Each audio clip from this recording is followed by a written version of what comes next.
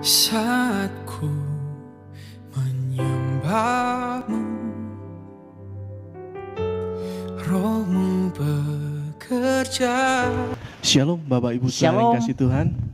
Kita semua boleh ada sampai saat ini, itu semua bukan oleh karena kuat dan gagah kita, tetapi itu semua oleh karena anugerah-Nya.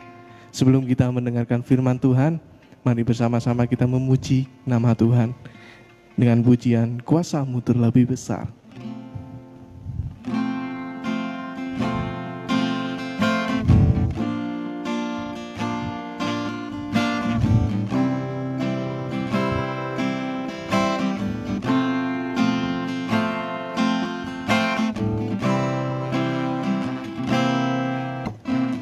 Hanya Kau Tuhan penolongku,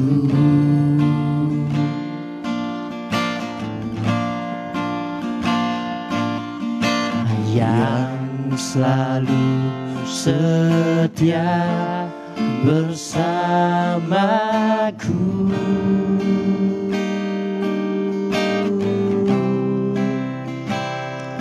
Kasih-Mu yang sanggup mengubah kehidupanku.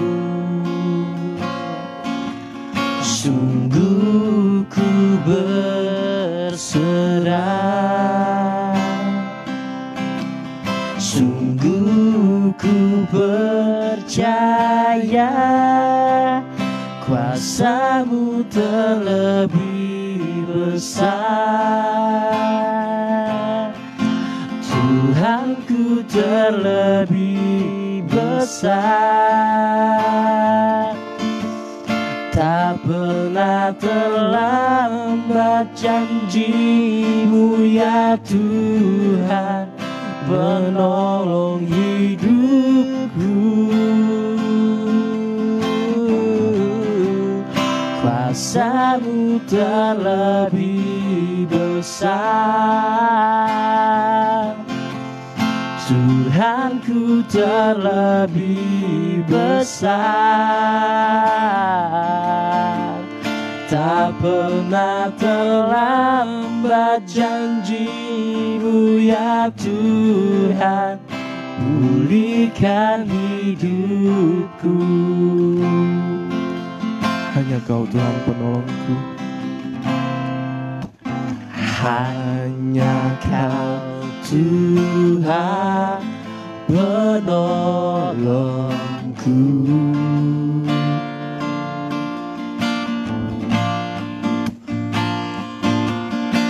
Yang selalu setia bersamaku.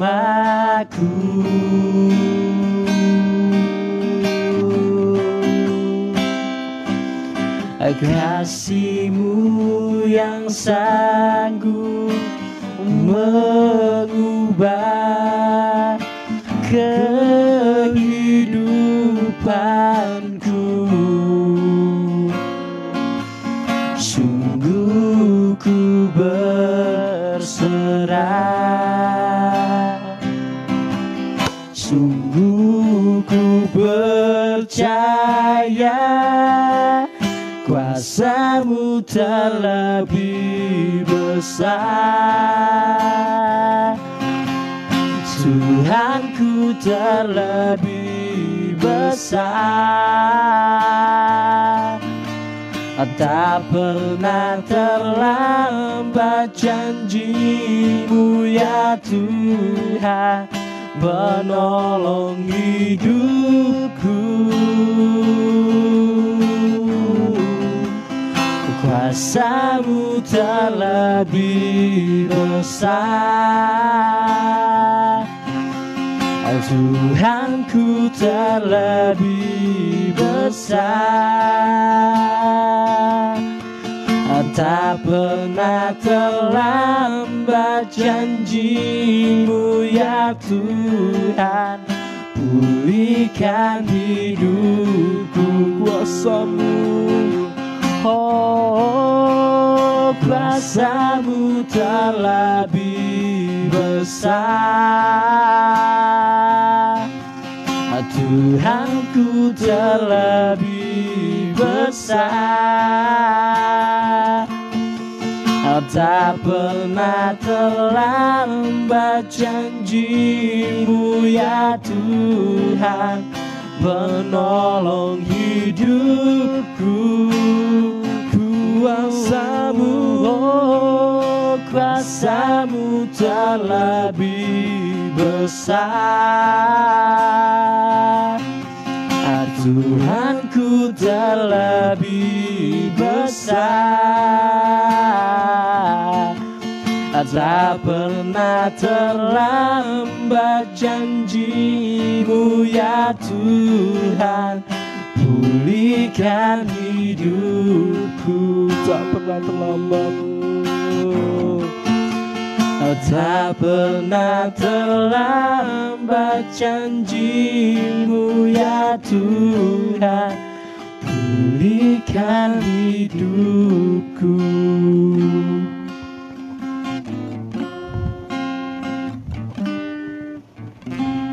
Mari kita berdoa bersama-sama Bapak Ibu Saudara sekalian. Mari kita tunduk kepala, kita akan berdoa. Bapa di surga, ini merupakan ungkapan hati kami yang jujur kepada Tuhan, bahwa memang hanya kuasa Tuhan yang sangat besar dan yang terlebih besar dan yang memang sangat-sangat besar. Tidak ada yang bisa menandingi.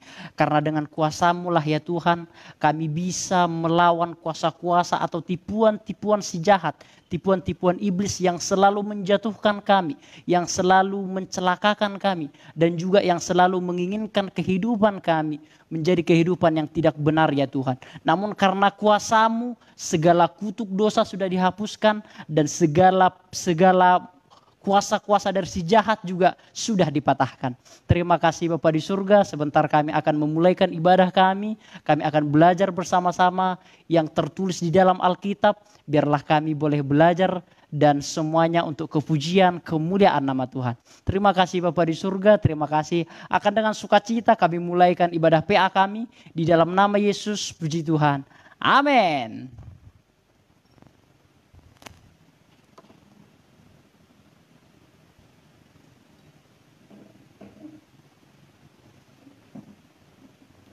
Ya, tidak bosan-bosannya Bapak Ibu Saudara sekalian, saya menyapa Bapak Ibu Saudara dengan salam damai sejahtera dari surga, yaitu Shalom Bapak Ibu Saudara sekalian. Salam damai sejahtera dari Kristus, kiranya segala rahmat, kasih karunia dan perlindungan Roh Kudus selalu menyertai kita baik hari ini, besok sampai Maranatha Tuhan Yesus datang kembali. Bapak Ibu Saudara, saya berharap kita semua masih tetap sukacita di dalam mendengarkan ibadah live streaming ini atau ibadah PA ini, karena ini akan mendewasakan kita Bapak Ibu Saudara. Biarlah kita menjadi sidang jemaat yang bukan hanya mau mendengarkan khotbah-khotbah yang praktis-praktis saja, itu sangat-sangat baik Bapak Ibu Saudara. Namun lebih daripada itu harus ada doktrin-doktrin yang fundamental, doktrin-doktrin yang mendasar Bapak Ibu Saudara, dan doktrin-doktrin yang esensi, yang inti Bapak Ibu Saudara. Karena dengan pengertian-pengertian itu kita akan dapat mengadakan pembelaan-pembelaan iman, atau kita akan dapat melawan kritik-kritik yang datang melawan prinsip-prinsip Alkitab Bapak Ibu Saudara sekalian. Oleh sebab itu Bapak Ibu Saudara, kita akan mulaikan ibadah PA ini dan kita akan memulainya dengan sukacita Bapak Ibu Saudara sekalian. Nah Bapak Ibu, kita tetap akan mengambil tema, kita masih akan mengambil tema yaitu tentang satanologi atau ilmu yang mempelajari tentang setan. Bapak Ibu Saudara mungkin bisa lihat gambar yang di belakang. Ketika berbicara tentang setan atau iblis atau roh-roh jahat, yang terlintas di pikiran kita yang pertama adalah itu hal-hal yang mengerikan. Atau mungkin itu satu pemandangan, satu ekspresi, satu situasi yang betul-betul mengerikan, menakutkan Bapak Ibu Saudara. Banyak orang berkata setan itu perutnya bolong, matanya juling ke sana, rambutnya acak-acak. Bapak Ibu Saudara, itu mungkin gambaran, itu mungkin frame yang ditunjukkan oleh dunia Bapak Ibu Saudara. Namun Alkitab Bapak Ibu Saudara menjelaskan hal yang berbeda daripada yang ditunjukkan oleh dunia. Jikalau dunia berkata bahwa setan itu sangat-sangat seram atau iblis sangat seram, menakutkan, berbeda dengan Alkitab Bapak Ibu. Alkitab berkata iblis itu datang seperti malaikat terang Bapak Ibu Saudara. Bahkan dia dikatakan putra fajar. Bahkan dia dikatakan malaikat terang Bapak Ibu Saudara sekalian. Oleh sebab itu Bapak Ibu, kita akan belajar secara mendalam apa itu setan dan bagaimana membedakan antara setan, iblis, Lucifer, roh-roh jahat, kuntilanak dan lain sebagainya. Kita akan bisa membedakannya Bapak Ibu Saudara. Dan yang ketiga kita akan belajar bagaimana sifat-sifat dan pekerjaan daripada iblis. Sehingga dengan kita mempelajarinya, kita dapat mengambil satu tindakan untuk melawannya Bapak Ibu Saudara. Dan yang terakhir kita akan belajar apa upah atau akhir daripada iblis itu Bapak Ibu Saudara sekalian. Mari Bapak Ibu kita akan bedah secara bersama-sama. Kita akan masuk di dalam poin yang pertama Bapak Ibu Saudara sekalian. Mungkin Bapak Ibu berkata, apa sih gunanya mempelajari tentang setan? Yes, ada gunanya Bapak Ibu Saudara sekalian. Jangan pernah berpikir mempelajari tentang setan atau iblis atau Lucifer itu tidak ada gunanya. Karena apa? Karena ketika itu dituliskan di dalam Alkitab, tentu itu memiliki kegunaan. Tentu itu satu pelajaran yang harus kita selidiki Bapak Ibu Saudara. Jadi yang pertama kita akan mengerti dulu apa sih kegunaan mempelajari tentang satanologi atau ilmu tentang setan seperti itu. Yang pertama kita akan dapat mengerti asal usul daripada setan atau iblis. Nah kita nanti akan mengerti di mana sih asal usulnya Bapak Ibu Saudara sekalian. Yang kedua, kita akan dapat mengerti dan membedakan seperti yang saya katakan antara iblis, setan, Lucifer dan roh-roh jahat lainnya. Atau mungkin itu contohnya itu bisa seperti kuntilanak atau mungkin suster ngesot dan lain sebagainya. Bapak Ibu tentu lebih familiar daripada saya seperti itu. Dan kita nanti Bapak Ibu akan membedakan hal-hal itu. Dan yang ketiga kegunaannya adalah kita dapat memahami karakteristik iblis dan pekerjaan-pekerjaan setan. Jadi pekerjaan-pekerjaan, sifat-sifat daripada iblis kita nanti akan pelajari bersama-sama Bapak Ibu Saudara sekalian. Dan yang keempat kita akan belajar kegunaannya dapat mengadakan perlawanan terhadap tipuan atau serangan yang dilakukan oleh iblis. Inilah kegunaan-kegunaan ketika mempelajari ini Bapak Ibu Saudara. Jadi kita dapat mengadakan perlawanan nanti. Bagaimana sebenarnya cara menghadapi iblis itu atau serangan yang dilakukan oleh iblis. Apakah dengan membacakan Alkitab? Kan banyak seperti itu sekarang ya kan. Apakah dengan menyebutkan darah Yesus dan lain sebagainya. Kita akan lihat bersama-sama Bapak Ibu Saudara. Bagaimana cara menghadapinya dengan benar sesuai dengan apa kata Alkitab. Dan yang terakhir sebagai kegunaannya adalah kita dapat mengetahui akhir hidup atau upah yang diterima oleh iblis. Mari Bapak Ibu Saudara kita masuk di dalam poin yang pertama. Asal usul daripada setan atau iblis. Kita mungkin sudah belajar minggu lalu Bapak Ibu Saudara. Namun ini mungkin ada penjabaran yang lebih dalam seperti itu. Ada penambahan-penambahan supaya lebih menguatkan kita. Nah Bapak Ibu sebelum kita mengetahui asal usul daripada iblis atau setan. Kita harus mengetahui sebelum Tuhan menciptakan manusia. Terlebih dahulu Tuhan menciptakan malaikat. Jadi sebelum Tuhan menciptakan alam semesta, manusia dan segala yang ada di dalamnya, ada ternyata ciptaan Tuhan yang lain sebelum itu, yaitu malaikat Bapak Ibu Saudara. Jadi malaikat diciptakan oleh Tuhan sebelum manusia, langit dan bumi. Kapan diciptakan? Tentu sebelum langit dan bumi, tentu sebelum manusia diciptakan. Itu berada di dalam kekekalan Bapak Ibu Saudara sekalian. Tidak bisa ditentukan kapan tanggal dan waktunya. Enggak bisa. Karena manusia belum diciptakan. Karena alam semesta belum diciptakan. Jadi Allah lebih dahulu pernah menciptakan malaikat sebelum manusia dan alam semesta. Nah itu harus digarisbawahi terlebih dahulu. Supaya kita bisa mengerti nanti asal usul daripada iblis atau setan itu sendiri. Pelan-pelan saudara-saudara sekalian ya. Yang kedua, ternyata malaikat yang diciptakan itu dipimpin oleh 3 pribadi Bapak Ibu Saudara. Nah seperti ini, malaikat yang diciptakan oleh Tuhan itu berlaksa-laksa. itu berpuluh-puluh ribu laksa, bahkan tidak terhitung jumlahnya Bapak Ibu Saudara sekalian. Bahkan mereka dikelompok-kelompokkan. Ada malaikat kelompoknya untuk menyanyi, ada malaikat kelompoknya untuk perang, ada malaikat kelompoknya untuk menyampaikan berita Tuhan, berita penghukuman Tuhan, atau berita maksud Tuhan, atau perpanjangan lidah Tuhan. Jadi ternyata malaikat-malaikat itu memiliki kelompok Bapak Ibu Saudara. Jadi kelompoknya ada untuk pemain musik, kelompoknya itu untuk malaikat perang, dan kelompoknya itu sebagai perpanjangan lidah Allah atau perpanjangan maksud Allah kepada manusia. Nah Bapak Ibu Saudara, ketiga kelompok inilah yang dipimpin oleh Gabriel, Mikael dan Lucifer Bapak Ibu Saudara. Ingat pelan-pelan Bapak Ibu Saudara, malaikat yang diciptakan Tuhan itu berlaksa-laksa, berpuluh-puluh ribu laksa, dan mereka dipimpin oleh 3 tokoh atau 3 pribadi yang bernama Gabriel, yang bernama Mikael, dan bernama Lucifer. Kita akan bedah sedikit Bapak Ibu Saudara sekalian.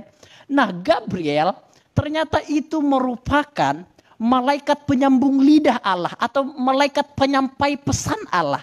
Kita akan teringat ketika kita mendengarkan Gabriel, malaikat Gabriel, kita akan teringat satu cerita, yaitu dalam kisah kelahiran Yohanes Pembaptis. Saya akan ceritakan Bapak Ibu Saudara, itu tertulis dalam Lukas pasal yang pertama, ayat ke-18 sampai ayat yang ke-25. Saya ceritakan saja supaya kita tidak terlalu lama di sana.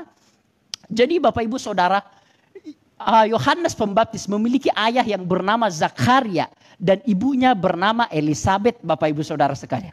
Nah ternyata Zakaria atau Imam Zakaria ini melayani di bait Allah pada saat hari itu. Ketika ia melayani di bait Allah pada saat hari itu, malaikat Gabriel menampakkan diri kepada Imam Zakaria dan berkata, Zakaria, doamu telah dikabulkan. Engkau akan memiliki anak dan engkau akan menamai dia Yohanes. Imam Zakaria berkata, enggak mungkin. Sebab aku sudah tua, istriku juga sudah tua, enggak mungkin. Namun karena ketidakpercayaan Imam Zakaria ini, maka Gabriel berkata, engkau akan bisu sampai kepada kelahiran anakmu. Dan benar Bapak Ibu Saudara, Imam Zakaria itu bisu sampai kelahiran Yohanes Pembaptis. Jadi Gabriel berperan di dalam kelahiran Yohanes Pembaptis. Ia diutus oleh Tuhan untuk menyampaikan berita kepada Imam Zakaria pada saat hari itu Bapak Ibu Saudara. Itu tugas-tugas yang diperankan oleh Gabriel. Pelan-pelan Bapak Ibu Saudara ya. Dan tugas yang kedua yang dicatat oleh Alkitab. Tugas Gabriel sebagai malaikat pesan Tuhan. Yang kedua berperan juga dalam kelahiran Yesus. Kita tentu tahu hal ini ketika Maria ada di rumah pada saat hari itu. Tiba-tiba malaikat Gabriel datang kepada Maria dan berkata, Maria, engkau akan memiliki anak yang dikandung oleh Roh Kudus. Dan apa yang dikatakan oleh Maria pada saat hari itu, bagaimana mungkin aku memiliki anak? Wong aku enggak memiliki suami. Namun Gabriel berkata, Roh Kudus akan mengurapi engkau, Roh Kudus akan menaungi engkau sehingga anak yang engkau lahirkan itu akan disebut Immanuel dan lain seterusnya Bapak Ibu Saudara sekalian. Yang ingin saya garis bawahi adalah Gabriel berperan sebagai penyambung lidah Allah, sebagai penyampai pesan Allah kepada manusia. Nah yang kedua Bapak Ibu, Mikael itu malaikat perang. Nah Mikael ini malaikat perang atau sering dikatakan guardian angel Bapak Ibu Saudara. Malaikat perang atau malaikat pelindung Bapak Ibu Saudara sekalian. Hal itu tertulis dalam Daniel pasal yang ke-10 ayat yang ke-13 dan 21. Dia diutus oleh Tuhan untuk melindungi umat Tuhan dan bangsa Israel Bapak Ibu Saudara. Jadi Mikael ini merupakan malaikat pelindung dan malaikat perang saudara sekalian. Ada mungkin yang pernah mendengar satu kisah atau satu cerita entah dari siapapun, kalau ada ternyata malaikat untuk diri kita sendiri. Ada yang pernah dengar itu? Ada malaikat penjaga untuk diri kita sendiri. Saya pernah dengar itu seperti itu. Jadi tiap-tiap orang percaya itu diutus Tuhan malaikat untuk menjaga dia. Ini konon katanya Bapak Ibu Saudara sekalian. Dan itu saya pikir hal yang sangat logis Bapak Ibu Saudara. Karena apa? Karena Mikael merupakan pemimpinnya. Dia malaikat pelindung. Tentu bawahannya itu banyak Bapak Ibu Saudara. Beribu-ribu laksa. Rabi-rabi Yahudi percaya bahwa setiap orang yang percaya kepada Tuhan. Itu ada malaikat pelindungnya Bapak Ibu Saudara. Ada yang melindunginya Bapak Ibu Saudara. Itu yang dipimpin oleh Mikael Bapak Ibu Saudara sekalian. Nah di dalam kitab Wahyu digambarkan bahwa Mikael ini akan berperang melawan Lucifer. Melawan iblis Bapak Ibu Saudara. Berperang. Jadi Mikael ini merupakan malaikat perang. Dia sangat kuat, dia sangat tegar, dia membawa pedang, membawa tombak dan lain sebagainya Bapak Ibu Saudara. Dia dipakai oleh Tuhan, dia ditempatkan oleh Tuhan sebagai malaikat pelindung dan sebagai malaikat perang Bapak Ibu Saudara sekalian. Nah, sekarang kita masuk di poin yang ketiga, yaitu Lucifer. Nah, Bapak Ibu Saudara, Lucifer ini dulu merupakan pribadi atau malaikat yang paling dekat dengan Allah Bapak Ibu Saudara. Itu di dalam buku-buku sejarah yang saya baca Bapak Ibu Saudara. Makanya ia disebut bintang timur atau putra fajar Bapak Ibu Saudara sekalian. Tugasnya dahulu sebelum dia dijatuhkan ke dalam dunia, dia merupakan malaikat yang baik dahulunya Bapak Ibu Saudara. Bahkan sangat dekat dengan Tuhan. Bahkan dia disebutkan sebagai penyembah, sebagai pemuji, sebagai pemain musik Bapak Ibu Saudara. Oleh sebab itu dia dikatakan putra fajar atau bintang timur Bapak Ibu Saudara. Memang kata Lucifer tidak ada tertulis di dalam Alkitab terjemahan bahasa Indonesia. Namun kita akan bisa melihat itu dalam terjemahan bahasa Inggris yang terambil dalam kitab Yesaya pasal yang ke-14 atau kita akan bacakan saja Bapak Ibu ya. Kitab Yesaya pasal yang ke-14 ayat yang ke-12. Yesaya pasal yang ke-14 ayat yang ke-12. Ini ayat yang sangat familiar bagi kita Bapak Ibu Saudara sekalian. Di dalam bahasa Indonesianya demikian. Wah, engkau sudah jatuh dari langit, hai bintang timur putra fajar. Engkau sudah dipecahkan dan jatuh ke bumi, hai yang mengalahkan bangsa-bangsa. Nah di dalam terjemahan King James Version Bapak Ibu Saudara, itu disebutkan Lucifer. Wah, engkau sudah dijatuhkan dari langit. Ya, engkau Lucifer, putra fajar Bapak Ibu Saudara. Jadi dia disebutkan sebagai Lucifer. Rabi-rabi Yahudi percaya bahwa Lucifer dahulunya adalah malaikat yang melayani Allah dengan pujian dan penyembahan Bapak Ibu Saudara. Bahkan di buku-buku sejarah yang saya baca, tubuhnya itu bahkan terbuat dari musik, dari alat-alat musik. Ketika dia berjalan seperti itu akan terdengar alunan-alunan musik. Itu di dalam buku-buku yang saya baca. Bapak Ibu boleh percaya, Bapak Ibu boleh enggak percaya Bapak Ibu Saudara sekalian. Namun yang jelas rabi-rabi Yahudi percaya Lucifer adalah malaikat yang melayani Allah dengan pujian dan penyembahan. Namun Bapak Ibu Saudara ironis sekali. Kemudian ia dijatuhkan ke bumi. Karena apa? Karena ia ingin menyaingi Allah. Ia ingin melebihi Allah Bapak Ibu Saudara. Ia ingin mengambil jabatan Allah. Ia ingin menyingkirkan Allah pada saat hari itu Bapak Ibu Saudara. Karena apa? Seperti yang sudah kita pelajari minggu lalu. Malaikat itu memiliki free will. Malaikat itu memiliki kehendak. Malaikat itu memiliki pemikiran Bapak Ibu Saudara. Sehingga dia bisa memiliki kemampuan. Dia ingin memiliki keinginan untuk menyamai Allah. Namun seperti yang kita tahu Bapak Ibu Saudara, tidak ada seorang pun yang bisa melawan Allah Bapak Ibu Saudara sekalian. Oleh sebab itu Tuhan tegas, Tuhan langsung menjatuhkan dia ke bumi Bapak Ibu Saudara sekalian. Nah sekarang kan kita sudah mengerti asal usul dari iblis itu, sekarang sedemikian detail kita sudah mengerti. Dahulu dia malaikat yang sangat baik, namun karena ia memberontak terhadap Tuhan, ingin menyamai Tuhan, maka dia dijatuhkan ke bumi. Sehingga dia menjadi malaikat yang jahat ada di dalam hukuman Tuhan. Bapak Ibu Saudara, pertanyaan yang pertama telah kita jawab asal usul daripada setan Bapak Ibu Saudara sekalian. Sekarang kita mau mengetahui kapan kejatuhan itu. Kan seperti itu ya. Kapan sih kejatuhan malaikat itu? Saya juga berpikir jikalau bumi dan manusia diciptakan, malaikat lebih dahulu diciptakan sebelum itu. Terus transisi kejatuhan antara malaikat itu kapan sih?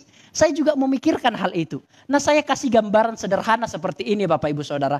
Ini timeline Bapak Ibu Saudara sekalian. Bisa dilihat ya. Nah ini Bapak Ibu Saudara penciptaan malaikat. Yang itu kejatuhan malaikat. Dan yang ini penciptaan langit dan bumi.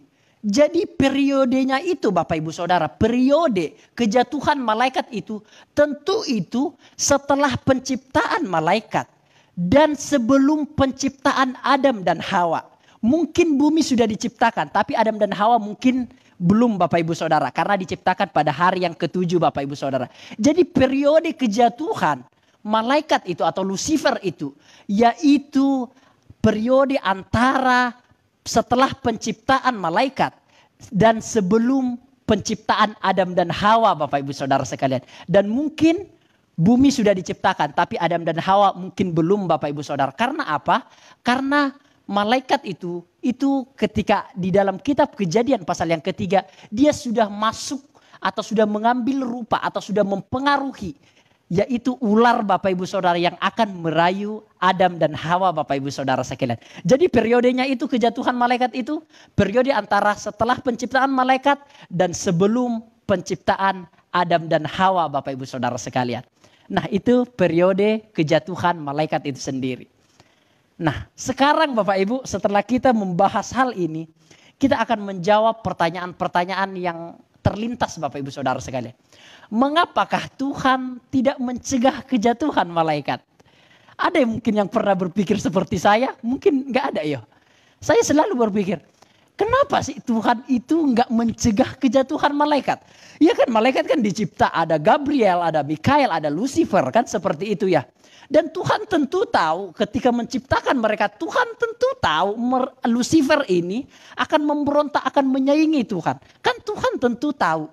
Namun kenapa Tuhan tidak mencegah itu dengan cara tidak menciptakan Lucifer? Contoh, atau dengan cara menciptakan Lucifer namun tidak memiliki kehendak bebas Bapak Ibu Saudara sekalian. Nah ini kan pertanyaan-pertanyaan yang harus kita jawab. Mengapa Tuhan tidak mencegah malaikat itu jatuh? Nah Bapak Ibu Saudara, perlu kita ketahui Bapak Ibu Saudara sekalian. Yang pertama untuk menjawab ini, perlu kita ketahui bahwa Tuhan menciptakan malaikat. Baik itu Gabriel, baik itu Mikael, baik itu Lucifer. Tuhan menciptakan mereka bukan untuk jatuh. Itu yang pertama Bapak Ibu Saudara. Jadi tujuan Tuhan menciptakan malaikat itu ada tujuannya. Gabriel untuk menyampaikan berita Tuhan, Mikael untuk malaikat perang, dan Lucifer untuk menyembah atau untuk memuji Allah pada saat hari itu. Jadi Bapak Ibu Saudara, tujuan-tujuan itu ditempatkan oleh Tuhan kepada diri Lucifer, diri Gabriel ataupun Mikael.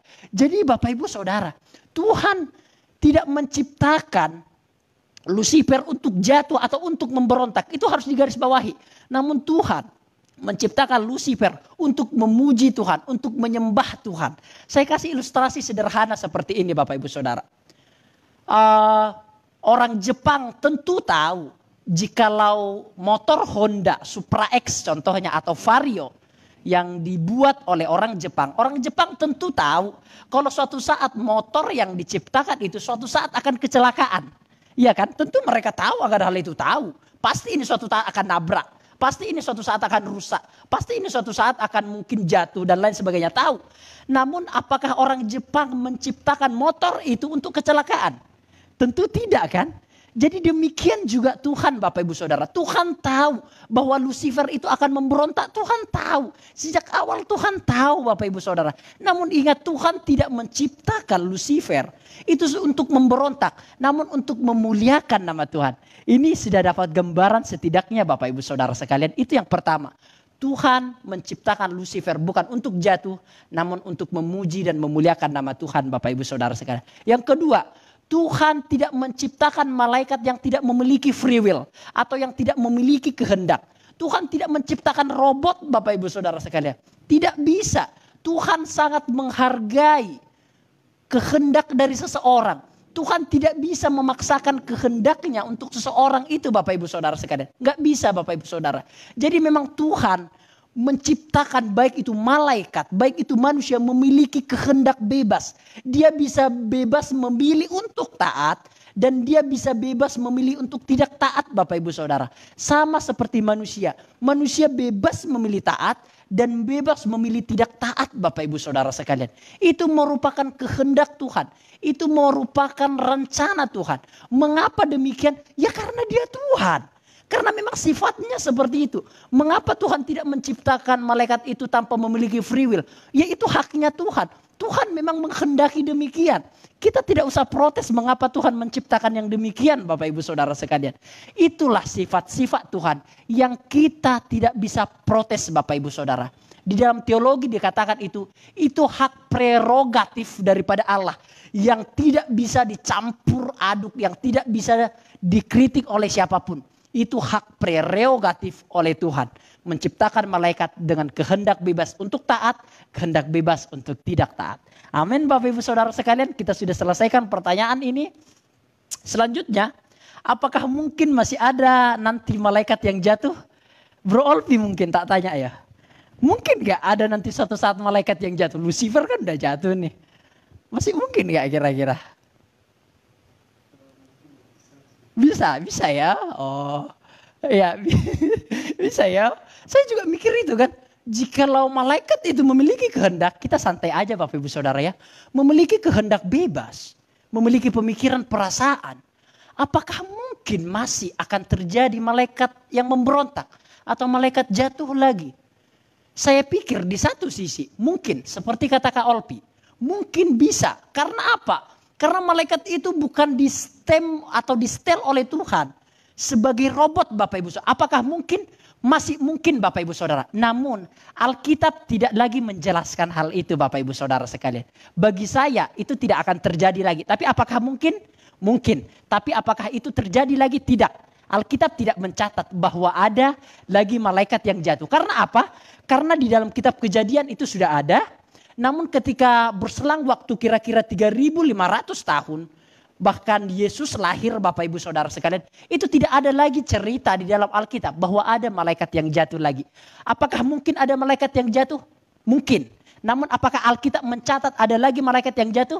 Tidak ada. Kira-kira bisa paham Bapak Ibu Saudara ya? Clear ya? Oke, kita akan lanjut Bapak Ibu Saudara. Kita akan masuk di dalam poin yang kedua. Oke, kita akan masuk di dalam sifat-sifat iblis. Ini singkat-singkat saja karena beberapa waktu lalu kita sudah bahas. Yaitu jahat. Iblis itu memang jahat Bapak Ibu Saudara sekalian. Iblis adalah musuh dari yang baik. Iblis itu kontradiksi dengan yang namanya kebaikan. Dengan yang namanya kebajikan. Tidak ada satu jalan pun berbarengan antara iblis dengan kebaikan Bapak Ibu Saudara. Itu harus digarisbawahi. Tidak ada satu korelasi antara iblis dengan kebaikan Bapak Ibu Saudara. Jadi segala sesuatu yang baik itu akan menjadi lawannya. Dan segala sesuatu yang jahat itu akan menjadi sifatnya. Ini harus clear Bapak Ibu Saudara sekalian. Singkat-singkat saja. Yaitu penipu. Bisa dibaca dalam Matius pasal yang keempat, ayat yang kelima dan seterusnya. Dan dia juga mencobai, ini singkat-singkat saja karena kita sudah bahas. Dan dia juga pencuri, dan pencuri bukan pencuri barang-barang Bapak Ibu Saudara ya. Tapi pencuri firman. Ini nanti akan kita bahas secara mendalam. Nah, saya akan fokus ke sini Bapak Ibu. Saya akan fokus di poin yang ketiga. Pekerjaan iblis. Ini sangat-sangat penting saudara sekalian. Dengan mengetahui pekerjaan iblis, kita akan mengetahui juga siasat-siasatnya Bapak Ibu Saudara sekalian. Jangan pikir iblis itu tidak cerdas Bapak Ibu Saudara. No. Dia tidak bekerja sembrono Bapak Ibu Saudara. No. Hentikan semua sandiwara itu jikalau iblis bekerja secara sembrono Bapak Ibu Saudara. Dia sangat cerdik sekali. Dia bahkan lebih pintar daripada kita. Dia punya strategi-strategi. Dia punya metode-metode yang sangat-sangat indah. Yang sangat-sangat cerdik. Yang sangat-sangat licik Bapak Ibu Saudara. Jadi jikalau kita tidak bisa mengetahui metode-metode atau pekerjaan-pekerjaan daripada iblis, kita seolah-olah nanti akan berpikir, oh ini dari Tuhan. Oh ternyata dari iblis Bapak Ibu Saudara sekalian. Oleh sebab itu kita perhatikan ini bersama-sama karena ini merupakan poin yang sangat penting Bapak Ibu Saudara sekalian. Yang pertama, pekerjaan iblis yang pertama adalah mencobai. Nah hal ini terambil di dalam Lukas pasal yang keempat. Kita akan baca Bapak Ibu Saudara sekalian. Ini mungkin topik yang sangat sering kita bahas. Tapi tidak mengapa. Pengulangan itu akan menjadikan kita semakin cerdas Bapak Ibu Saudara. Lukas pasal yang keempat. Maafkan saya. Ayat yang pertama sampai ayat yang ke-12. Ini cerita bagaimana Yesus dicobai di padang gurun. Demikian firman Tuhan, Bapak Ibu Saudara sekalian. Ayat yang pertama adalah Lukas pasal yang keempat. Yesus yang penuh dengan roh kembali dari sungai Yordan, lalu dibawa oleh Roh Kudus ke padang gurun. Di situ ia tinggal 40 hari lamanya dan dicobai iblis. Selama di situ ia tidak makan apa-apa dan sesudah waktu itu ia lapar. Nah, kita tentu tahu Bapak Ibu Saudara sekalian, cerita ini begitu sangat familiar. Jadi ketika Yesus ada di dalam puasa 40 hari Bapak Ibu Saudara sekalian, iblis datang di momen-momen itu Bapak Ibu Saudara. Jadi ia mencobai Yesus di momen yang tepat, di waktu yang tepat, di situasi kondisi yang tepat Bapak Ibu Saudara. Waktunya tepat, momennya tepat, kondisinya tepat Bapak Ibu Saudara. Jadi ia mencobai di kelemahannya. Jadi ketika Yesus lapar, 40 hari kan Yesus lapar kan. Jadi iblis enggak berkata, kamu istirahat, enggak. Tapi iblis berkata, kamu ini jadikan batu ini menjadi roti. Iblis tahu bahwa Yesus itu lapar. Jadi iblis merongrong kelemahan Yesus secara manusia, harus digarisbawahi. Iblis tahu Yesus lemah, iblis tahu kelemahan Yesus itu ada di dalam kelaparannya. Karena kita tahu Yesus itu 100% yaitu sejatinya adalah manusia dan sejatinya adalah Allah. Jadi di dalam kemanusiaan Yesus, Yesus pasti lapar. Dan iblis tahu momen itu Bapak Ibu Saudara. Jadi iblis menyerang Yesus di dalam titik kelemahannya saudara sekalian. Ketika ia lapar, maka iblis datang menyerangnya Bapak Ibu Saudara. Jikalau engkau anak Allah, jadikanlah batu ini menjadi roti Bapak Ibu Saudara sekalian. Ini penting. Iblis tahu kelemahan kita Bapak Ibu Saudara. Yes. Itu harus saya katakan. Iblis tahu kelemahannya Daud Bapak Ibu Saudara. Tahu walaupun iblis bukan maha hadir. Bukan maha tahu. Bukan maha kuasa. Namun dia tahu kelemahan saya. Karena dia Bapak Ibu Saudara selalu mengitari dunia ini. Sama seperti yang dikatakan oleh iblis itu sendiri kepada Allah ketika di dalam Ayub. Dari mana engkau iblis, dikatakan oleh Tuhan, aku mengitari dunia. Di dalam surat Petrus juga dikatakan bahwa dia seperti singa yang mengaum-ngaum. Siap menerkam Bapak Ibu Saudara. Kelemahan-kelemahan kita itu siap diterkam oleh dia Bapak Ibu Saudara. Dia datang bukan ketika kita kuat Bapak Ibu Saudara. No. Dia datang ketika kita lemah.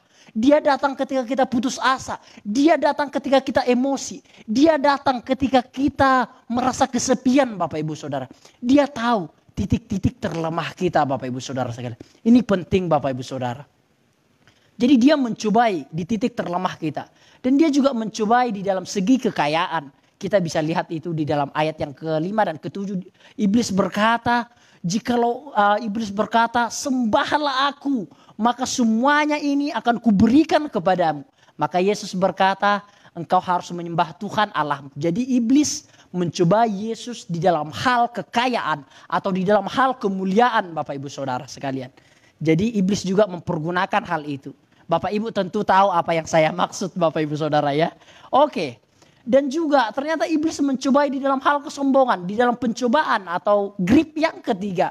Iblis berkata, jikalau engkau anak Allah, jatuhkanlah dirimu dari bumbungan yang paling tinggi ini.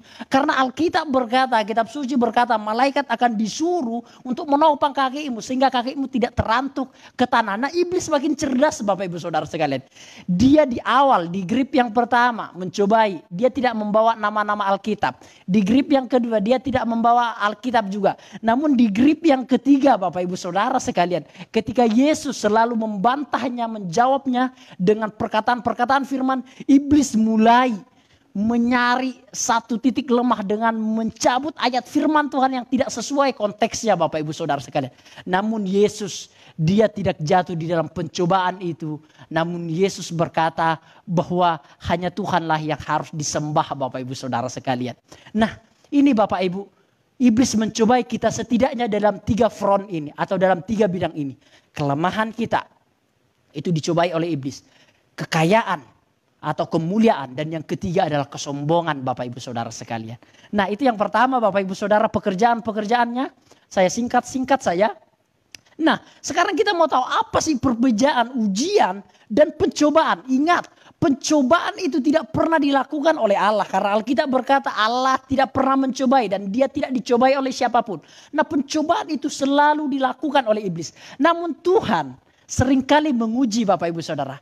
Jadi kita akan tahu apa sih perbedaan antara ujian dan pencobaan. Yang pertama adalah ujian itu selalu berasal daripada Tuhan. Dan itu akan menghasilkan ketekunan. Dan yang akhirnya adalah akan memberikan kita mahkota kehidupan. Amin Bapak Ibu Saudara. Namun pencobaan sebaliknya. Ia berasal daripada iblis. Akan menghasilkan dosa. Dan upah kita adalah maut. Nah sekarang kita tahu Bapak Ibu Saudara sekalian. Jadi iblis itu memang sejatinya itu selalu ingin menjatuhkan, selalu ingin menggoda, selalu ingin membuat kita ada di dalam maut, ada di dalam hukuman Tuhan Bapak Ibu Saudara sekalian.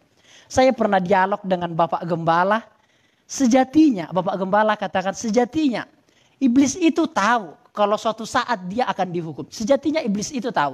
Karena apa? Karena ketika Tuhan datang, pernah ada cerita ketika Tuhan datang kepada satu orang yang dirasuk oleh iblis.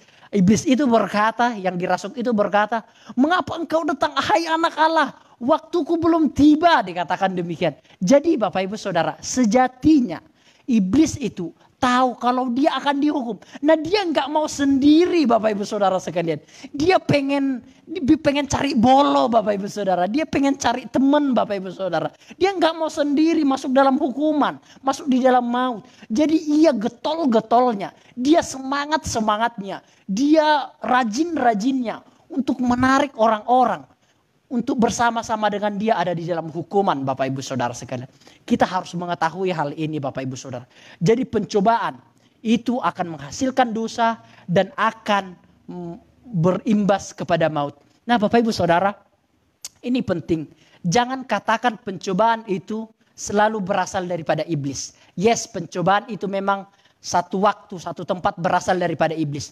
Namun di dalam kitab Yakobus dikatakan bahwa pencobaan itu berasal dari dalam diri kita sendiri Bapak Ibu Saudara. Ingat, kemarahan, pembunuhan, zina, dan iri hati, dengki, pembunuhan, amarah, semuanya itu berasal dari dalam Bapak Ibu Saudara sekalian. Jangan selalu menyalahkan iblis Bapak Ibu Saudara sekalian. Karena belum tentu ia yang mencobai engkau Bapak Ibu Saudara.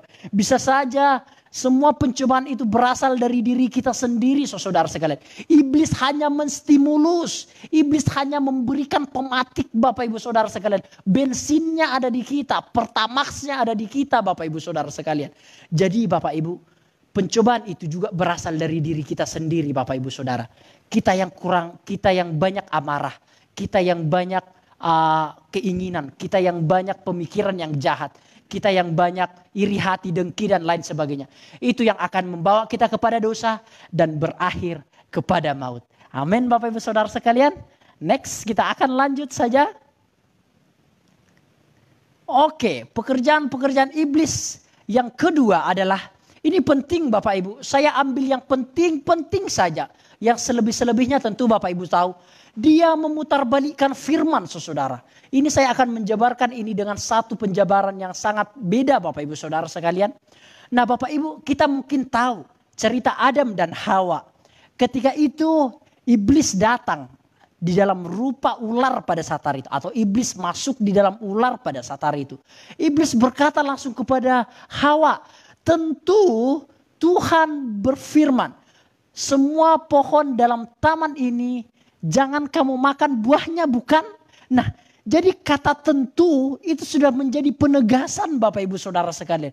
Tuhan berfirman, padahal Tuhan tidak pernah berfirman bahwa semua pohon itu nggak boleh dimakan Bapak Ibu Saudara. Jadi dia selalu memutarbalikkan firman itu. Dia selalu memelintir firman itu Bapak Ibu Saudara sekalian. Sehingga Hawa juga akan tergoda akhirnya Bapak Ibu Saudara sekalian. Dan akhirnya Hawa mulai mendengarkan kata-kata iblis itu. Enggak, Tuhan berfirman semua pohon dalam taman ini boleh kami makan buahnya. Namun buah pengetahuan tentang yang baik dan yang jahat ini janganlah engkau makan ataupun raba. Hawa mulai menambahi kata-kata raba Bapak Ibu Saudara. Karena apa? Karena ia mulai mendengarkan kata-kata iblis Bapak Ibu Saudara. Nah iblis langsung masuk. Ketika Hawa sudah mulai tergoda sedikit. Iblis langsung masuk. Tentu tidak. Bahkan Tuhan ketahui bahwa engkau akan menjadi sama seperti Tuhan. Nah Bapak Ibu Saudara. Iblis itu begitu sangat pintar memelintirkan ayat-ayat Alkitab Bapak Ibu Saudara. Jikalau kita tidak belajar ayat-ayat Alkitab, firman Tuhan dengan begitu serius dan detail, kita akan salah kaprah Bapak Ibu Saudara. Kita akan berkata ini firman Tuhan bro. No Bapak Ibu Saudara, padahal itu belum tentu firman Tuhan. Walaupun itu dicomot di dalam Alkitab Bapak Ibu Saudara sekalian. Di dalam ilmu hermeneutik atau ilmu tafsir Alkitab. Ayat-ayat yang ada di dalam Alkitab, jikalau dicomot satu dan langsung dijabarkan begitu saja, itu merupakan satu salah kaprah Bapak Ibu Saudara. Jadi Alkitabiah belum tentu benar Bapak Ibu Saudara. Berdasarkan Alkitab itu belum tentu benar. Jikalau tidak sesuai dengan konteksnya, jikalau tidak sesuai dengan sejarahnya, jikalau tidak sesuai dengan bahasanya Bapak Ibu Saudara sekalian. Jadi gak boleh kita asal mencomot ayat Alkitab dan langsung ini loh seperti ini. Bahkan ada satu ayat Alkitab yang tertulis di dalam kitab Korintus dikatakan, maka binasalah orang yang percaya kepada Tuhan. Ayat keberapa itu saya lupa. Itu ayat Bapak Ibu Saudara. Jikalau kita langsung mencomot itu tanpa memperhatikan konteks sebelumnya dan sesudahnya, kita akan kehilangan ini. Maka binasalah orang-orang yang percaya kepada Kristus. Itu ayatnya ada Bapak Ibu Saudara. Namun ayat itu ternyata berbicara. Jikalau Kristus bukan Tuhan, dia bukan bangkit, bukan hidup, bukan juru selamat. Tentu iman kami ini semua akan percuma. Dan tentu semua orang-orang yang percaya kepada Kristus itu akan binasa. Nah itu konteksnya. Jadi kita tahu konteksnya Bapak Ibu Saudara. Jadi iblis selalu memelintirkan ayat-ayat Alkitab Bapak Ibu Saudara sekalian. Nah demikian juga dengan Yesus yang tadi di dalam Lukas pasal yang keempat ayat ke-10 tadi. Di dalam pencobaan Yesus di padang gurun. Di situ iblis berkata tentu malaikat itu akan menopang engkau supaya kakimu itu tidak terantuk. Bapak Ibu Saudara, iblis selalu mempergunakan ayat-ayat Alkitab. Dan memelintirkannya Bapak Ibu Saudara. Memutarbalikkannya Bapak Ibu Saudara. Dengan itu kita harus serius mempelajari Alkitab. Dengan jujur, dengan bertanggung jawab dan dengan rajin Bapak Ibu Saudara sekalian. Supaya kita memiliki pemikiran yang kuat. Memiliki satu pegangan yang kuat. Supaya kita tidak boleh diganggu gugat oleh orang-orang yang berusaha berusaha untuk menyampaikan berita firman Tuhan. Yang mungkin sepertinya baik namun ternyata penerapannya tidak baik Bapak Ibu Saudara sekalian. Nah yang ketiga Bapak Ibu Saudara, pekerjaannya adalah merampas benih firman. Hal ini tertulis di dalam Markus pasal yang keempat ayat yang ke-15. Saya akan ceritakan saja Bapak Ibu Saudara. Jadi ada seorang penabur. Dan ketika ia menabur benih itu jatuh di jalan pada saat hari itu. Ada yang jatuh di jalan, ada yang jatuh di batu-batu, ada yang jatuh di semak duri, dan yang terakhir ada jatuh di tanah yang subur. Nah, di situ juga dijelaskan, Yesus menjelaskan pada perumpamaan itu, akhirnya benih yang jatuh di jalan itu adalah orang yang mendengarkan firman Tuhan, namun setelah itu dirampas oleh iblis Bapak Ibu Saudara, tidak berakar. Nah saya mikir Bapak Ibu Saudara, kenapa ketika ia sudah mendengar, kenapa iblis rampas? Tentu semua kan mendengar kan? Seperti ini, kita semua mendengar firman Tuhan. Nah terus kenapa ada yang dirampas, ada yang gak dirampas? Kan ini kan harus kita pikirkan. Nah ternyata keputusan untuk dirampas atau tidak dirampas itu, keputusannya ada di dalam diri kita. Kita mau menyerahkan itu untuk dirampas atau enggak? Kan seperti itu Bapak Ibu Saudara ya. Jadi kenapa benih yang ditaburkan itu, kenapa dirampas? Kenapa ia hanya mendengarkan Bapak Ibu Saudara sekalian? Jadi keputusan itu dirampas, firman itu dirampas atau enggak? Itu keputusannya ada di dalam diri kita Bapak Ibu Saudara sekalian. Iblis Bapak Ibu Saudara hanya menstimulusnya Bapak Ibu. Firman itu bisa tidak dirampas jikalau kita tidak mau Bapak Ibu Saudara sekalian. Dengan apa? Dengan kita bukan hanya jadi pendengar. Namun jangan kita juga sebagai pelaku firman. Sama seperti firman minggu lalu yang kita dengarkan Bapak Ibu Saudara. Bukan hanya sebagai pendengar, namun juga sebagai pelaku-pelaku firman Bapak Ibu Saudara sekalian.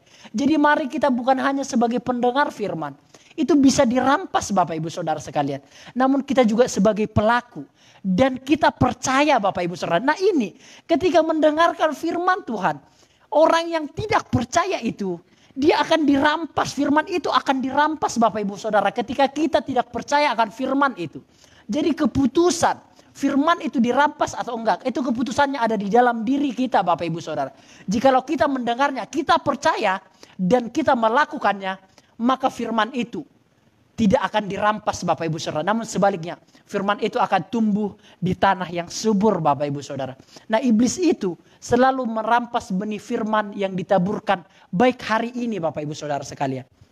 Bapak Ibu, saya harus ceritakan satu cerita. Ketika kami di kampus, ketika mendengarkan firman Tuhan yang disampaikan oleh Bapak Pendeta Paulus Budiono seperti itu. Ada beberapa teman-teman ternyata yang tidak lagi percaya kepada Alkitab pada saat hari itu. Dia mendengarkan firman Tuhan, gak bener itu, salah penjabaranku. Dan hal-hal itulah Bapak Ibu Saudara, yang itulah cara iblis Bapak Ibu Saudara. Jadi iblis itu sangat cerdas Bapak Ibu Saudara sekalian. Jadi yang tidak sesuai dengan pemikiran kita akhirnya kita beranggapan itu tidak benar dan akhirnya kita tidak percaya dan kita tidak tahu ternyata itu cara iblis untuk merampas benih firman yang ditaburkan oleh para gembala-gembala yang memang sudah dipercayakan oleh Tuhan Bapak Ibu Saudara sekalian. Jadi hati-hati Bapak Ibu Saudara ketika mendengar firman, percaya dan dilakukan, maka benih itu tidak akan dirampas Bapak Ibu Saudara sekalian. Next. Nah yang keempat Bapak Ibu Saudara, dia mempengaruhi pikiran. Dan ini merupakan pekerjaan iblis. Ini kita bisa ketahui ketika ia mempengaruhi pikiran Petrus. Yesus pernah berkhotbah Bapak Ibu Saudara, aku akan menderita, aku akan sengsara dan pada hari aku akan dikucilkan. Aku akan difitnah oleh ahli-ahli Taurat, oleh orang-orang Saduki. Dan aku akan dihukum oleh rabi-rabi dan lain sebagainya. Aku akan dihukum mati dan bangkit pada hari yang ketiga. Ketika Yesus berkhotbah Bapak Ibu Saudara, Petrus berkata, tentu Tuhan janganlah terjadi yang demikian. Ini terjemahan sehari-harinya Bapak Ibu Saudara sekalian. Janganlah mungkin terjadi yang demikian, jauh-jauhlah itu daripadamu. Ya Tuhan, dikatakan Petrus demikian. Nah Bapak Ibu Saudara sekalian. Jadi iblis itu mempengaruhi pikiran Petrus Bapak Ibu Saudara. Pikiran Petrus yang tidak menginginkan Tuhan itu melakukan kehendaknya. Yaitu dengan cara menebus manusia dari segala dosa. Dengan cara mengorbankan dirinya di kayu salib. Mati bangkit pada hari yang ketiga dan menjadi juru selamat Bapak Ibu Saudara. Pemikiran Petrus itu dipengaruhi supaya Yesus tidak melakukan kehendak Bapa itu Bapak Ibu Saudara sekalian. Jadi iblis itu mempengaruhi pemikiran manusia supaya kehendak Tuhan itu tidak berjalan. Bapak Ibu Saudara, iblis memang tidak bisa masuk di dalam diri kita orang-orang percaya. Namun dia bisa menstimulus pemikiran kita Bapak Ibu Saudara. Petrus sendiri loh, pemikirannya itu bisa dipengaruhi loh. Apalagi lah kita, Petrus sebagai pemimpin daripada rasul. Dalam tulisan-tulisan teolog dikatakan demikian. Itu aja loh, pemikirannya bisa dipengaruhi oleh iblis Bapak Ibu Saudara sekalian.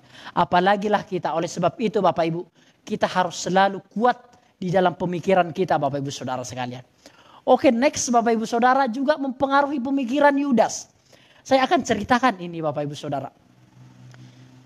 Iblis tahu kalau Yudas itu selalu mengambil kas perbendaharaan. Iblis tahu. Karena iblis melihat seluruh tindakan Yudas. Yudas kan seorang bendahara dari Yesus Bapak Ibu Saudara sekalian. Dia seorang bendahara. Iblis tahu betul bahwa Yudas itu selalu mengambil kas perbendaharaan mereka. Iblis tahu Bapak Ibu Saudara sekalian. Oleh sebab itu iblis mempengaruhi pemikiran Yudas supaya menjual Yesus kepada orang-orang yang tidak suka kepada Yesus Bapak Ibu Saudara. Jadi Bapak Ibu Saudara, ini penting sekali. Seperti yang saya katakan, iblis tahu kelemahan kita. Iblis tahu kelemahan Daud. Oh, tahu sekali Bapak Ibu Saudara sekalian. Namun iblis masuk bukan pada kekuatan kita Bapak Ibu Saudara. Mungkin saya kuat di dalam hal material. Mungkin tidak tidak korupsi, ini mungkin tidak korupsi seperti itu. Namun iblis mungkin tahu kelemahan saya di dalam hal emosi. Jadi iblis tidak akan menyerang saya di dalam hal keuangan, enggak. Iblis akan menyerang saya di dalam hal-hal keemosian Bapak Ibu Saudara sekalian. Jadi seperti yang saya katakan, iblis itu menyerang titik lemahmu Bapak Ibu Saudara sekalian. Ini penting sekali mempengaruhi pikiran Yudas untuk menjual Yesus, dan itu berhasil Bapak Ibu Saudara. Petrus juga berhasil pemikirannya disesatkan oleh iblis Bapak Ibu Saudara sekalian. Oke Bapak Ibu Saudara. Dan merasuki orang. Nah, ciri-ciri orang yang dirasuk oleh iblis ini penting. Mungkin Bapak Ibu tahu, ya apa sih ciri-ciri orang yang dirasuk oleh iblis? Apakah getar-getar gitu? Belum tentu Bapak Ibu Saudara sekalian. Di dalam Alkitab dikatakan ciri-ciri orang yang dirasuk oleh iblis memang dia mencelakakan hidup orang lain. Oleh sebab itulah orang yang dirasuk oleh iblis, dia kekuatannya luar biasa dan tidak ada orang yang bisa melawannya, sehingga orang-orang mengikat dia dengan rantai dan ditempatkan di kuburan seperti itu atau dikurung di dalam satu tempat. Ini menurut tradisi-tradisi Yahudi Bapak Ibu Saudara. Dan itu juga ada di dalam Markus pasal yang kelima ayat yang ketiga. Bapak Ibu boleh baca. Dia akhirnya ditempatkan di kuburan atau diikat di kuburan. Jadi pekerjaannya itu memang mencelakakan hidup orang lain Bapak Ibu Saudara sekalian. Membuat hidup orang lain itu sengsara, susah Bapak Ibu Saudara. Itu ciri-ciri hidup orang yang dirasuki oleh iblis. Nah Bapak Ibu Saudara. Tentu Bapak Ibu Saudara sekalian ini sudah berkembang. Tentu orang yang dirasuk iblis bukan hanya seperti itu. Numbuk orang atau teriak dan lain sebagainya. Tentu tidak Bapak Ibu Saudara. Saya yakin ini sudah berkembang. Karena metode iblis itu sangat banyak Bapak Ibu Saudara. Orang-orang yang berusaha mencelakakan hidup orang lain. Saya garis bawahi. Berusaha mencelakakan hidup orang lain. Berusaha menjatuhkan orang lain. Berusaha memfitnah orang lain. Berusaha untuk menjelekkan orang lain. Saya percaya Bapak Ibu Saudara, orang-orang yang seperti itu pemikirannya sudah dirasuk oleh iblis Bapak Ibu Saudara sekalian.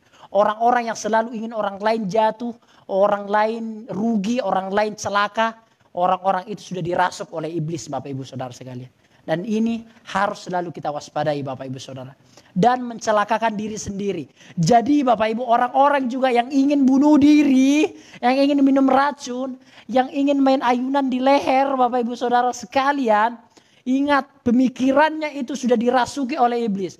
Jangan sesekali berusaha untuk mencelakakan dirimu saudara sekalian. Jangan berusaha untuk bunuh diri. Saya tahu secara psikologis bahkan dikatakan bahwa hampir 80% manusia pernah berusaha ingin untuk mengakhiri hidupnya. Atau pernah berusaha untuk bunuh diri Bapak Ibu Saudara. Ingat Bapak Ibu Saudara, pemikiran bunuh diri, mencelakakan diri sendiri. Itu adalah pekerjaan iblis. Dan jangan harap orang yang mencelakakan dirinya sendiri atau bunuh diri itu akan masuk dalam kerajaan surga. Jangan harap Bapak Ibu Saudara. Itu merupakan satu pekerjaan yang sangat-sangat dibenci oleh Tuhan Bapak Ibu Saudara sekalian. Amin Bapak Ibu Saudara. Dan yang terakhir Bapak Ibu Saudara sekalian, pekerjaan iblis itu mendakwa orang-orang benar di hadapan Tuhan. Kita tahu ini di dalam kitab Ayub pasal yang pertama ayat yang ke-6 sampai ayat yang ke-11. Kita tidak usah baca Bapak Ibu Saudara sekalian. Namun iblis itu mendakwa Tuhan, mendakwa Ayub maksud saya di hadapan Tuhan. Supaya berkat-berkat Tuhan itu diambil oleh Tuhan.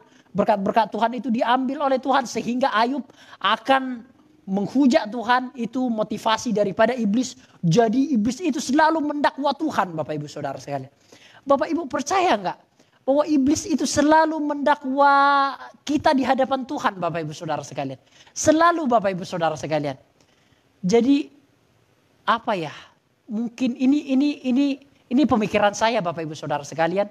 Berdasarkan kisah Ayub itu. Saya berpikir seperti ini.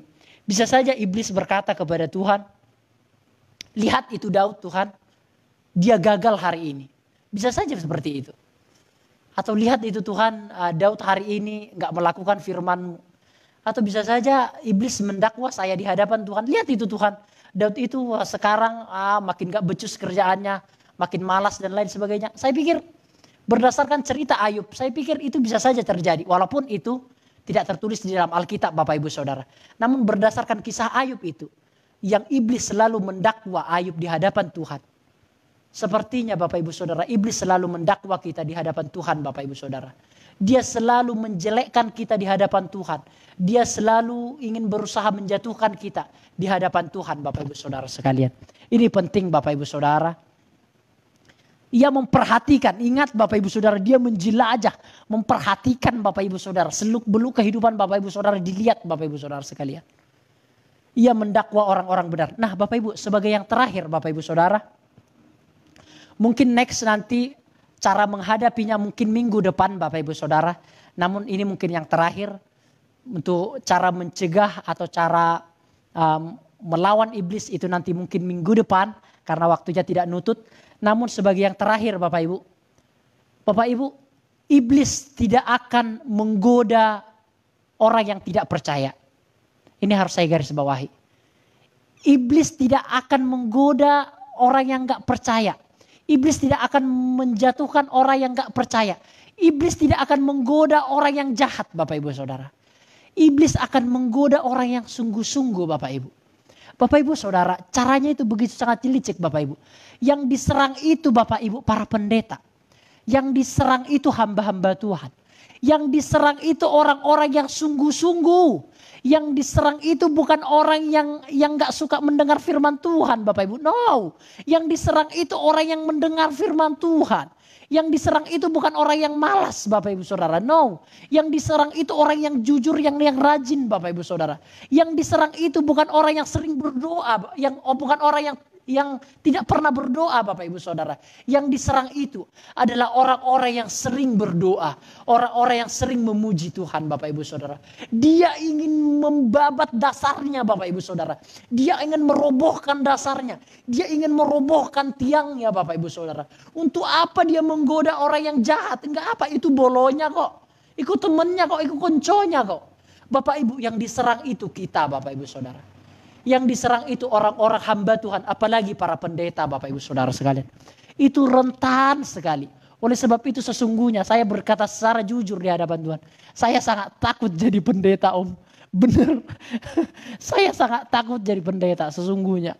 Karena apa ya? Karena selama seumur hidup saya lihat senior-senior saya Bapak Ibu Saudara. Saya takut melihat senior-senior saya. Ada yang korupsi lah.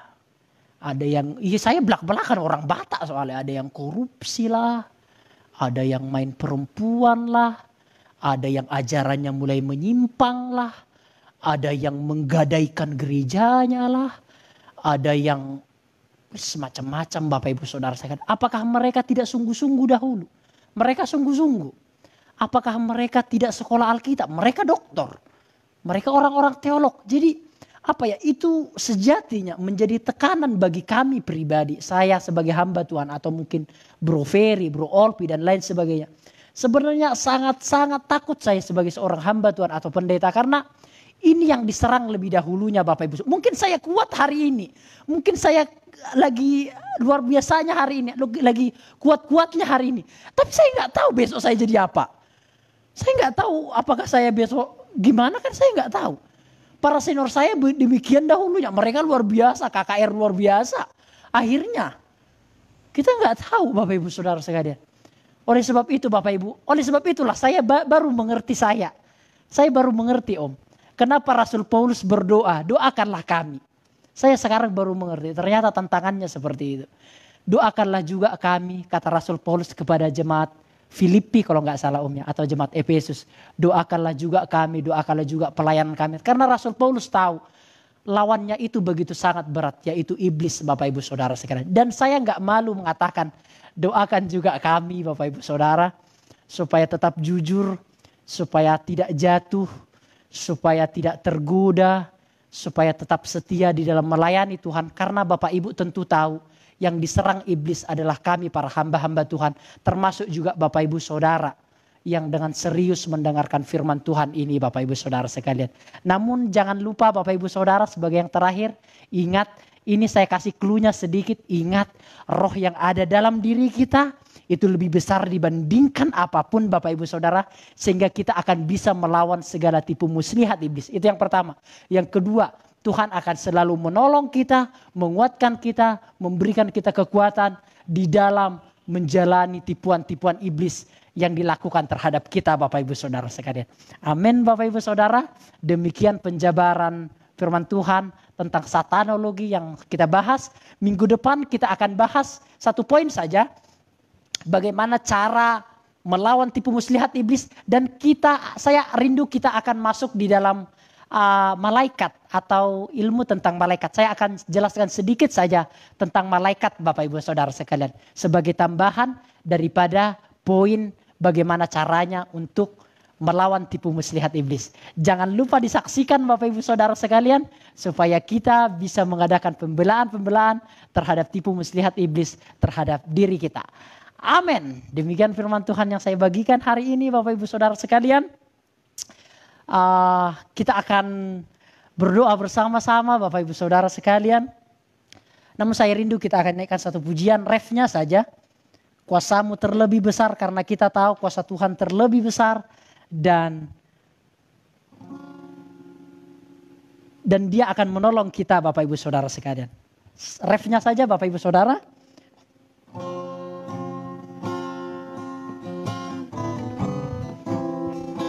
Kuasamu terlebih besar,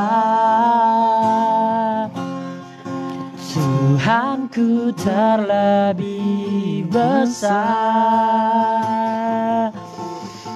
Tak pernah terlambat janji-Mu ya Tuhan, penolong hidupku.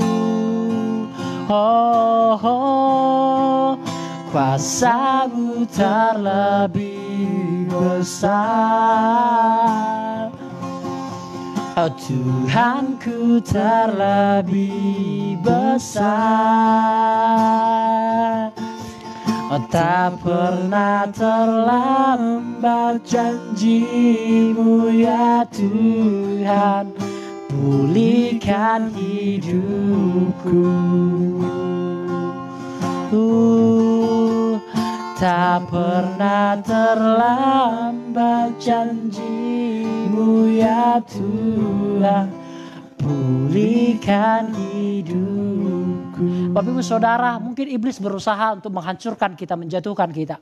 Namun kita tahu kuasa Tuhan itu kuasa yang sangat besar, melebihi apapun. Mari kita berdoa bersama-sama Bapak Ibu Saudara. Bapa di surga, kami sudah membedah secara sederhana firman-Mu, yaitu berbicara tentang satanologi. Kami membedahnya karena itu tertulis di dalam Alkitab-Mu ya Tuhan.